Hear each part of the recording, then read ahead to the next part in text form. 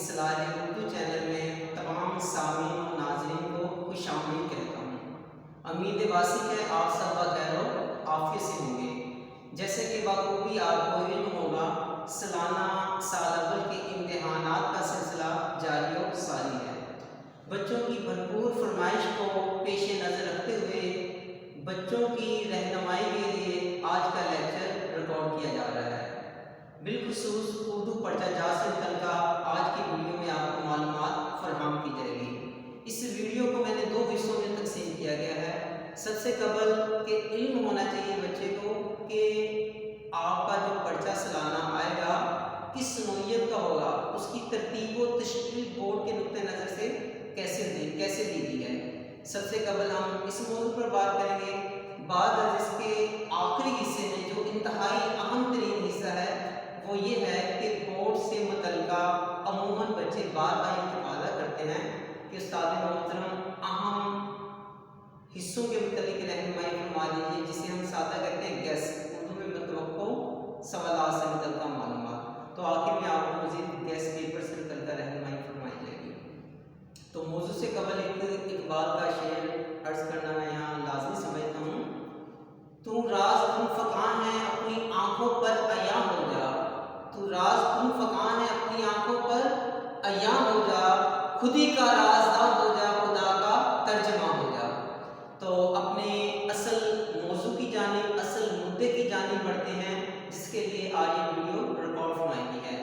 جیسے کہ بخوبی آپ کو علم ہے، سال اول کا امتحانات کا سلسلہ جاری و ساری ہے۔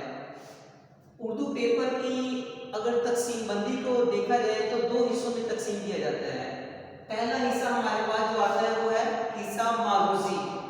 اب حصہ معروضی کی ترتیب کیا ہے، تشکیل کیا ہے، کس طریقے سے اس کو ممتحن نے تشکیل دیا گیا ہے، سب سے پہلے اس پر بات کرتے ہیں۔ حصہ معروضی کے کل نمبر ہیں 20۔ ان 20 نمبروں کو 4 حصوں میں تقسیم کیا گیا ہے۔ تو سب سے پہلے ہم پہلے حصے پر روشنی فرماتے ہیں۔ جیسا کہ میں نے لکھا ہے یہاں پر نثری اسباق سے 5 عدد MCQ۔ گویا کہ آپ کے میرا بیٹا جتنے بھی نثری اسباق ہے، آپ کی جو تدریسی کتب ہے سال اول کی، اس کو 3 حصوں میں تقسیم کیا جاتا ہے۔ پہلا حصہ نثری اسباق سے متعلقہ، دوسرا حصہ منظوم سے متعلقہ جس میں نظمیں شامل کی گئی ہیں، اور تیسرا حصہ آپ کا جو ہے وہ ہے غزلیات پر مبنی، جس میں شاعروں کی غزلیات کو شامل کیا گیا ہے۔ لیکن حصہ معروضی کا جو ابتدائی حصہ ہے وہ ہے نثری اسباق سے MCQ، جیسے کہ آپ کا پہلا نثری سبق ہے اسوہ حسنہ، مطلب اس سے MCQs آئیں گے، جیسے کہ اس میں انتہائی اہم 3 MCQs ہے۔ اس دنیا کی بنیاد ہے اختلاف عمل پر قائم۔ اس طرح سے بک ریڈنگ سے بالخصوص آپ کی جو مشق ہے وہاں سے زیادہ آسان ہوتے ہیں آپ کے MCQs آنے کے، مطلب کہ نثری اسباق سے آپ کے 5 عدد MCQs آئیں گے۔ اس کے بعد دوسرا حصہ شعری اصطلاحات، جیسے کہ لفظ شعر سے شعری اصطلاحات، اصطلاح کی جمع ہے اصطلاحات۔ اگر اس کی بات کی جائے، اس کی ڈیفینیشن، اس کی تعریف یہ بنتی ہے کہ لفظ کے حقیقی معنی کی بجائے اس کو مجازی معنی میں اس طرح سے استعمال کرنا کہ جو اس کے معنی مخصوص خاص مقام فکر نے کر دی ہے، فقط وہی معنی لے دیں۔ شعری اصطلاحات میں میرا بیٹا آپ کے آ جائیں گے ارکان غزل، جس میں مطلع، مقطع، قافیہ، ردیف شامل ہے، اس سے متعلقہ آپ کے 5 عدد MCQ۔ اس کے بعد حصہ معروضی میں جو تیسرا ہمارے پاس جز ہے وہ ہے ادبی اصطلاحات۔ جیسے کہ آپ کو نظر آ رہا ہوگا، زوم کیجیے گا، میں نے ایرو لگائے ہیں 1 2 3۔ اس کو مزید حصہ جو تیسرا ہے ہمارے، اس کو 3 حصوں میں تقسیم کیا گیا ہے۔ مثلاً کہ اس کے MCQ کی ترتیب کچھ یوں ہوگی، ارکان تشبیہ سے 2 عدد MCQs آئیں گے، تلمین سے 1 عدد MCQs آئے گا، اور ارکان استعارہ سے 2 عدد MCQs آئیں گے۔ گویا کل نمبر یہ ہو جاتے ہیں ہمارے پاس 5۔ تو اس طرح سے یہ ہوئے اب تک ہمارے پاس 15 نمبر۔ آخری حصہ تذکیر و تانیث۔ تذکیر کہتے ہیں مذکر کو، تانیث کہتے ہیں مؤنث کو۔ جیسا کہ بخوبی آپ کو علم ہوگا، جماعت نحو میں آپ کا سوال نمبر 9 آخری آتا تھا، جملوں کی درستی کریں۔ اس میں مذکر مؤنث کے اعتبار سے سوالات آپ سے پوچھے جاتے تھے۔ مثال کے طور پر ایک جملہ عرض کرنا چاہوں گا یہاں پر، میرے پیٹ میں درد ہو رہی ہے۔ تو اسی طرح تذکیر و تانیث میں جملے کی مناسبت فاعل فعل مفعول کے اعتبار سے اصلاح کی جاتی ہے۔ گویا درست جملہ بنے گا میرے پیٹ میں درد ہو رہا ہے، تو چار مترجم سیکھیں گے، درست کا کیا کرنا ہوگا، آپ نے انتخاب کرنا ہوگا۔ یہ تھا ہمارا حصہ مروزی۔ اب ہم بڑھتے ہیں حصہ انشائیہ کی جانب۔ حصہ انشائیہ میں جو سر فہرست سوال آتا ہے وہ آتا ہے حصہ نظم سے، اشعار کی تشریح کیجیے۔ اب حصہ نظم میں چوائس نہیں ہوتی، جو منتخب کردہ منتخب کے سوالات آپ کو حصہ نظم سے دے دیے ہیں، آپ نے فقط انہی کی تشریح کرنی ہے۔ اس کی کچھ ترتیب یہ ہے کہ حصہ نظم سے پہلے پورشن میں آپ کو 2 عدد اشعار دیے جاتے ہیں اور آپ پر یہ لازم ہوتا ہے فقط 2 اشعار کی تشریح کیجیے۔ اور دوسری جو عموماً بچے یہاں کنفیوز ہوتے ہیں کہ سر ایک ہی نظم سے شعر آئیں گے، دوسری نظم سے آئیں گے، یہاں آپ کو بتاتا چلوں فقط جو 2 عدد اشعار آپ کو دیے جائیں گے وہ کسی بھی ایک نظم سے ہوں گے۔ ایسا نہیں ہوگا کہ ایک شعر مستقبل کی جھلک سے لے لیا تو دوسرا شعر حمد سے لے لیا، ایسا ہرگز نہیں ہوگا۔ اس کی ترتیب یہ ہوتی ہے، ایک شعر کی تشریح کے نمبر ہے 4، گویا کہ 2 شعروں کی اگر آپ تشریح کرتے ہیں تو 8 نمبر بن جاتے ہیں، ٹھیک ہے۔ اسی طرح 1 نمبر آپ کو نظم کے عنوان کا ملے گا اور 1 نمبر شاعر کے نام کا، گویا کل نمبر یہ ہو جاتے ہیں آپ کے 10۔ اس کے بعد اگلے موضوع کی جانب ہم بڑھتے ہیں حصہ غزل۔ حصہ غزل سے نظم کی نسبت آپ کو 3 عدد اشعار منتخب پوچھتا ہے، جس میں سے 1 نمبر آپ کے شاعر کے نام لکھنے کا ہوتا ہے اور 9 نمبر آپ کے شعر کی تشریح کرنے کے ہوتے ہیں۔ نظم کی نسبت غزل میں ہر ایک شعر کی تشریح آپ الگ الگ کریں گے۔ نظم کو اگر آپ دیکھیں تو اجتماعی طور پر ملا کر سکتے ہیں، کیونکہ نظم میں جو عنوان تجویز کیا جاتا ہے، نظم کی تعریف یہ ہے کہ کسی موضوع کو منظم طریقے سے مربوط طریقے سے تشکیل دینا، جبکہ غزل کا ہر ایک شعر الگ ہوتا ہے موضوع کے اعتبار سے، اس لیے غزل کی تشریح بہتر یہ ہے کہ آپ الگ الگ کیجیے۔ بعد از اس کے ہم جانتے ہیں نثری اسباق سے اقتباسات کی تشریح کیجیے۔ آپ کی جو نثری اسباق ہے، جیسے کہ ہم نے ابتدا میں نثری MCQ سے متعلقہ بات کی تھی، اسباق سے آتے ہیں، بالکل اسی طرح نثری اسباق سے آپ کے 2 عدد اقتباسات جز متن آتے ہیں، جس میں ممتحن آپ کو اجازت دیتا ہے الف جز اور بے جز 2 پیراگراف ہوتے ہیں، 2 پیراگراف میں سے 2 اقتباسات میں سے کسی ایک جز کی تشریح آپ نے کرنی ہوتی ہے۔ تو جس اقتباس سے متعلقہ آپ کو معلومات زیادہ ہے، آپ بہتر یہ ہے کہ اس کا انتخاب کیجیے۔ تو اس میں کیا ہوتا ہے، ترتیب اس کی کچھ یوں ہے، 10 نمبر آپ کو اقتباس کی تشریح کرنے کے ملتے ہیں، 3 نمبر آپ کو سیاق و سباق کے ملتے ہیں، جبکہ 1 نمبر آپ کا حوالہ متن کا ہے۔ گویا کہ یہ سوال آپ کا 15 نمبروں پر مبنی ہے۔ مزید تشریح میں آپ حوالہ جات کا بھی اہتمام کر سکتے ہیں۔ جی، اس کے بعد ہم اگر اگلے سوال کی جانب بڑھتے ہیں تو وہ ہے خلاصہ جات۔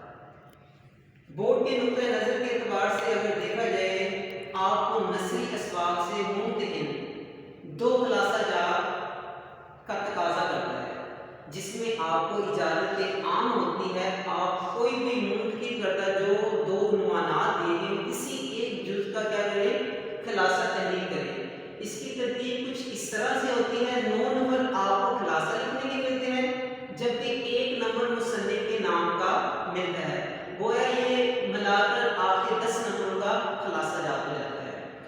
بعد از خلاصہ جات کے اگر بات کی جائے نظم کا خلاصہ، نظم کے خلاصے میں چوائس نہیں ہوتی، یہاں ممتحن فقط ایک نظم کا خلاصہ کرنے کی آپ کو اجازت دیتے ہیں اور ایک عنوان پر آپ نے خلاصہ تحریر کرنے لی ہے 5 نمبر پر مبنی۔ بعد از اس کے اگلے سوالات کی جانب بڑھتے ہیں۔ مکالمہ نویسی جیسے کہ بخوبی نظر آ رہا ہے، آپ غور سے دیکھ سکتے ہیں تصویر میں، یا روداد یا روزنامہ۔ اگر گزشتہ ہم سابقہ سالانہ امتحانات کے پرچہ جات پر روشنی فرمائیں، نظر ڈالیں آپ دیکھیں گے کہ بارہا جتنے بھی پیپر اردو کے آئے ہیں ان میں مکالمہ یا روداد میں چوائس دی گئی ہے، جبکہ روز نامزے کا ذکر نہیں کیا گیا۔ تو اس اعتبار سے اگر آپ یہ سوال تیار کرتے ہیں تو آپ نے بیٹا کوشش کرنی ہے کہ مکالمہ نویسی یا روداد نویسی تک اپنے آپ کو کیا کر لیں، محدود کر لیں۔ اس کا کنسیپٹ آپ کو پتہ ہونا چاہیے، یہ گزشتہ بورڈ سالوں میں 5 سال سے نہیں سوال آتا۔ ان دونوں میں چوائس ہوگی، مکالمہ تحریر کیجیے یا روداد۔ مکالمے کا تو آپ کو پہلے سے بیٹا تجربہ ہے، جماعت 9 میں بھی اس سوال سے آپ کو وابستگی رہی ہے، اس سے قبل جماعت 8ویں سے بھی آپ کو وابستگی رہی ہے۔ روداد سادہ لفظوں میں کہتے ہیں کسی تقریب کا آنکھوں دیکھا حال، جیسے یوم اقبال پر روداد تحریر کیجیے، یوم قائد اعظم پر روداد تحریر کیجیے، سیرت النبوی کی تقریب پر روداد تحریر کیجیے۔ مطلب کسی تقریب کو آپ نے جس طرح سے سماعت کیا ہے، جس طرح سے آنکھوں سے دیکھا ہے، اپنے آنکھوں سے، اپنے کانوں سے جیسے آپ نے اسے دیکھا ہے، محسوس کیا ہے، اپنے جذبات کا اظہار کرتے ہوئے لفظوں کی نظر کر دیجیے۔ روز نامچہ، اس کو ہم کہہ سکتے ہیں روز روزانہ۔ نامچہ، نامچہ سے مراد روزانہ کی بنیاد پر جو چیزیں آپ نے تحریر کی ہے اس کو تحریر فرما لیجیے۔ گویا یہ سوال ہمارا ہے 10 نمبر پر مبنی۔ بعد از اس کے درخواست نویسی، رسید نویسی۔ ممتحن میں، نصاب میں، سلیبس میں یہ دونوں چیزیں شامل کی ہوئی ہیں، لیکن ممتحن پرچہ جات میں فقط ایک چیز دیتے ہیں، یا تو وہ درخواست دے دیں گے، اگر درخواست نہیں تو رسید دے دیں گے۔ بہت سے بچوں کے سوال میں یہ کنفیوژن ہوتی ہے کہ سر آیا دونوں چیزیں آئیں گی؟ یہ بات بالکل غلط ہے۔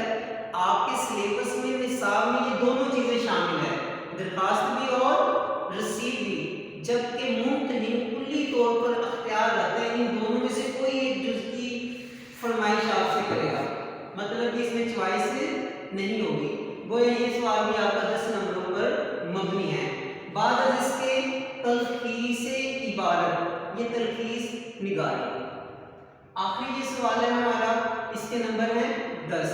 اس کی ترتیب کچھ اس طرح سے ہے کہ آپ کو ایک عبارت دی جاتی ہے، تحریر دی جاتی ہے، عبارت کا ٹکڑا دیا جاتا ہے، آپ نے کیا کرنا ہوتا ہے، اس عبارت سے مناسب عنوان تجویز کرنا ہوتا ہے۔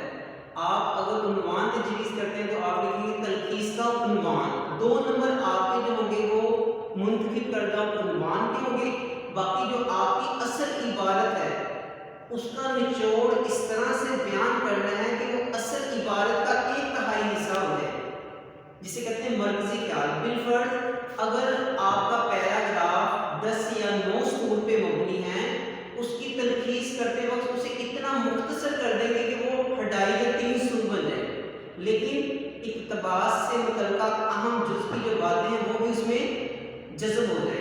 تو اس طرح سے یہ کل ہمارا جو تھا 100 نمبروں کا پیپر مبنی تھا۔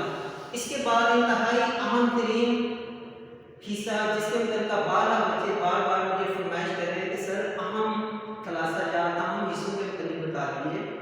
بیٹا سب سے پہلے آپ کو خلاصہ جات سے متعلقہ میں بتانا چاہوں گا۔ آپ کے شامل نصاب نسلی اسباق جتنے بھی ہیں نا، ان میں آپ کے 4 عدد ایسے اسباق ہیں جو کہ افسانوں پر مبنی ہیں، موسٹ امپورٹنٹ، اس میں سے 100% میک شور ہے خلاصہ لازمی دیا جائے گا۔ جیسا کہ میں نے فہرست تحریر فرما دی ہے، ضرور کیجیے گا۔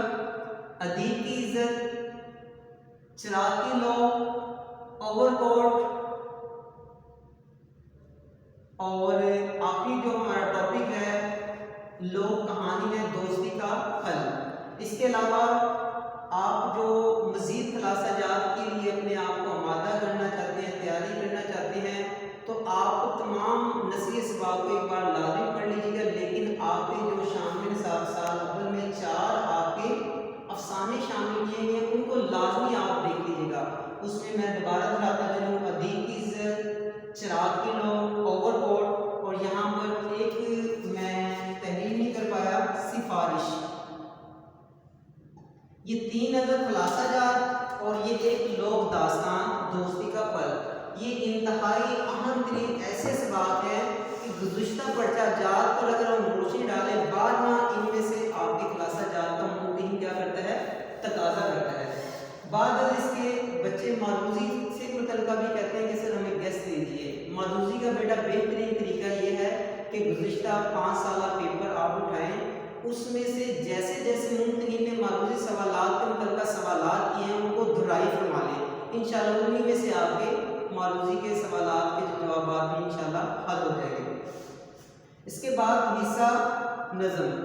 حصہ نظم پر اگر بات کی جائے، سال اول میں ہمارے پاس علامہ اقبال کی 2 نظمیں انتہائی اہم، خطاب و جوانان اسلام، پیغام، ہلال استقلال، مستقبل کی جھلک، یہ ایسی نظمیں ہیں کہ اس میں سے 100% میک شور ہے، متوقع ہوئے کہ ان میں سے آپ کو اشعار دیے جائیں گے۔